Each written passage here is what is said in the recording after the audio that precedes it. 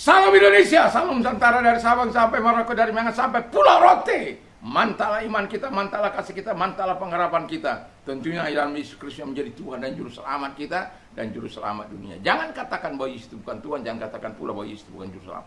Dia adalah Tuhan, dia adalah Juru Selamat. Kalau engkau percaya engkau akan diselamatkan, engkau tidak percaya engkau akan dihukum. Dan karena Yesus sudah berkata, akulah jalan dan kebenaran dan hidup, tiada seorang sampai kepada Allah kalau tidak melalui aku. Dan firman-Nya juga berkata melalui Rasul Petrus, keselamatan tidak ada di dalam siapapun juga selain di dalam Dia, yaitu Yesus. Karena di bawah kolong langit ini tidak ada nama lain yang diberikan kepada manusia yang olehnya kita diselamatkan. Dan karena begitu besar kasih Allah akan dunia ini, sehingga Ia mengaruniakan anaknya yang tunggal, supaya setiap orang yang percaya kepadanya tidak binasa, melainkan beroleh hidup yang kekal. Dan terima Yesus, engkau akan melihat perubahan yang luar biasa, dan engkau akan menikmati sukacitanya, damainya yang tidak akan pernah engkau gantikan dengan apapun ketika engkau sudah menikmati yang terbaik dari Tuhan. Itu sebabnya bukan hanya nanti yang terbaik itu kita nikmati di surga saja, tidak, di bumi ini pun kita bisa menikmati yang terbaik. Kerajaan kecil, surga kecilnya Tuhan di dalam hati kita, dalam hidup kita, dalam keluarga kita. Puji nama Tuhan. Semoga malam ini kekuatan Tuhan, kekuatan firman akan terus menyertai kita, dan biarlah Tuhan akan terus menolong kita untuk terus bersama dengan Dia. Kalau kita mau tidur, jangan pernah lupa untuk membaca firman Allah, mendengar firman Allah, dan berdoa. Tuhan Yesus memberkati. Kiranya kekuatan Tuhan, kekuatan firman, kekuatan Roh Kudus dan menyertai kita. Mari kita tunduk kepada kita berdoa. Terima kasih Tuhan, biarkan kami menerima Engkau dalam hidup ini dan menjadikan Engkau sebagai Tuhan dalam hidup ini. Dalam nama Yesus, haleluya, amin. Saya akan membacakan Kolose 2 ayat 6 dan 7. Kamu telah menerima Kristus Yesus Tuhan kita, karena itu hendaklah hidupmu tetap di dalam Dia, hendaklah kamu berakar di dalam Dia dan dibangun di atas Dia, hendaklah kamu bertambah teguh dalam iman yang telah diajarkan kepadamu, dan hendaklah hatimu melimpah dengan syukur. Haleluya. Jadi tema kita adalah menerima Kristus sebagai Tuhan atas hidup kita. Jadi kalau Dia menjadi Tuhan, ayat ini harus menjadi bagian hidup kita. Apa saja itu? Ada 5 hal yang saya catat di sini. Berarti yang pertama itu dikatakan hidup tetap di dalam Dia. Kita harus rela dengan tulus menyerahkan hidup ini di bawah pimpinan Tuhan, di bawah pimpinan Kristus. Dia yang menguasai kita. Dan ini sangat penting. Kalau kita sudah menerima Kristus sebagai Tuhan dan Juru Selamat atas kehidupan kita, dan kita harus rela, ya, kita harus rela tetap tinggal di dalam Dia. Gak mudah. Kadangkala keinginan daging, keinginan mata, keangkuhan hidup mau menggoda kita, keinginan setan mau menggoda kita untuk kita meninggalkan, walaupun mungkin sesat, ya. Tapi kalau kita sudah menerima Yesus sebagai Tuhan, karena Tuhan itu akan membantu kita untuk terus mau tetap tinggal di dalam Dia. Yang kedua, kata firman Allah adalah berakar di dalam Dia, berakar di dalam Kristus. Jadi berakar ke dalam dan berbuah ke atas. Berbuahnya manis, jangan kecut, jangan pahit, ya. Berbuahnya manis. Ya, setiap buah ada fungsinya. Ada yang kecut, suka kecut, ya tidak apa-apa, ya. Tapi yang saya mau katakan itu seperti anggur, ya. Kalau anggur itu anggur yang manis, ya. Kalau mangga yang manis, ya. Apalagi kalau yang kecut-kecut langsung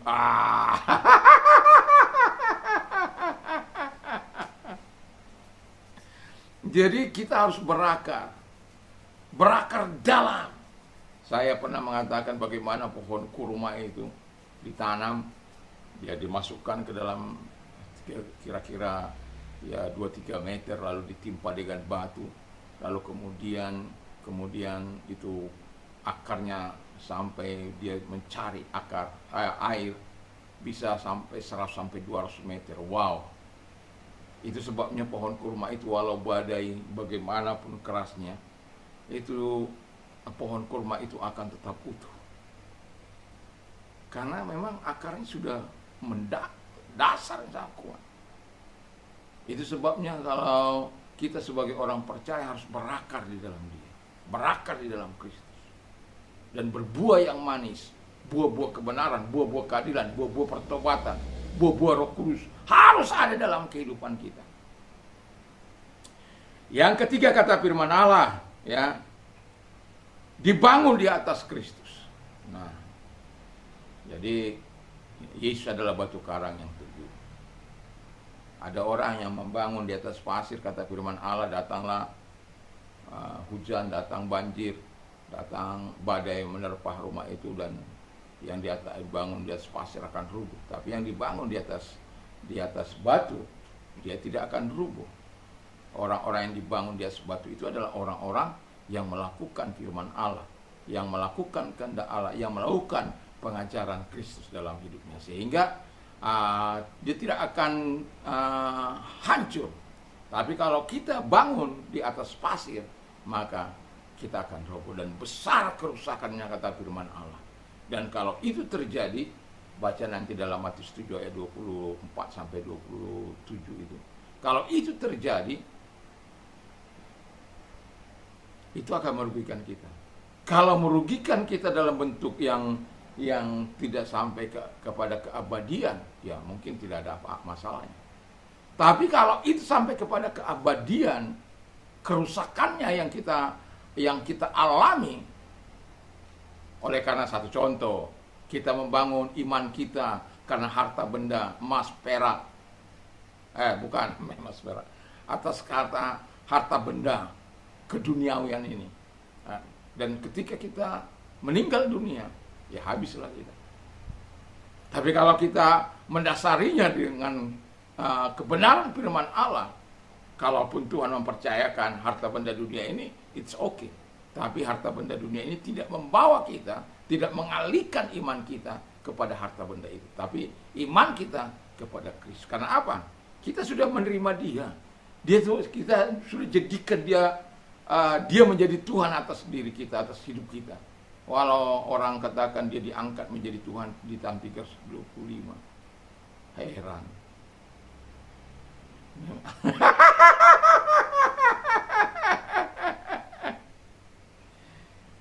Saya kadang-kala berpikir, kenapa ya orang-orang di sana itu suka-suka menyinggung kita itu gitu loh. Mencari seolah-olah kita punya panutan ini betul-betul tidak lagi bukan firman Allah, palsu dan lain sebagainya. Tapi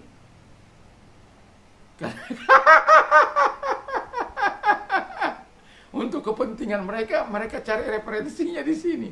Untuk mendukung mereka cari referensinya di sini. Padahal ini udah dibilang palsu.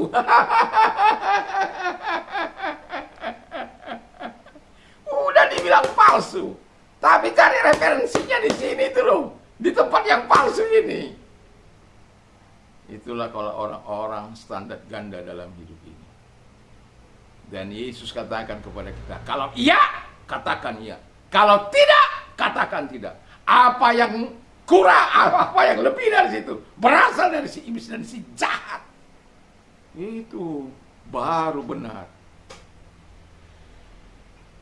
Tuhan kita itu tegas dalam pengajarannya. Makanya kalau orang katakan Yesus itu bukan Tuhan, buktinya mana dia berkata sembah aku. Enggak, kau sembah juga dia tetap Tuhan. Enggak, aku sembah juga sebagai orang percaya saya. Enggak, dia tetap Tuhan. Bukan karena aku sembah dia jadi Tuhan. Udah dari sononya. Waktu lahir, inilah Kristus Tuhan. Ya. Telah lahir bagimu. Kristus Tuhan di kota Daud. Kok tiba-tiba 325 katanya. Tapi biarkanlah ya, biar mereka ada kerjaan, biar mereka dapat duit.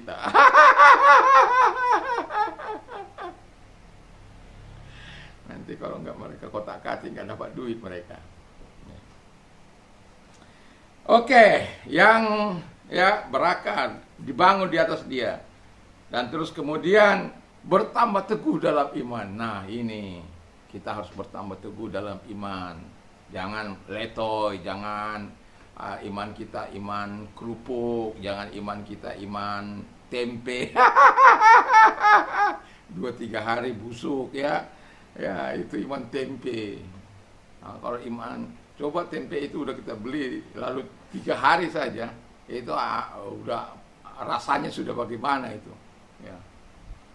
Itu iman tempe. Imannya bukan membawa keharuman, imannya membawa pembusukan. Tapi kalau iman kita iman Kristus, wah itu mantap. Nah, ya iman Kristus itu bertambah hari, bertambah teguh dalam dia. Karena kita mengerti siapa Tuhan yang kita sembah. Dia adalah Tuhan, dia adalah juru selamat kita. Dia yang sudah kita terima dalam hati kita untuk menguasai. Makanya tiap pagi saya katakan kepada Tuhan, Tuhan Engkau yang menjadi Raja, menjadi Tuhan dalam hidupku. Memerintahlah dari situ. Saya ini terbatas, ya. Saya banyak punya kelemahan, kekurangan. Karena keterbatasan itulah saya bangun pagi-pagi untuk menyerahkan diri. Saya tahu dia yang tidak terbatas itu.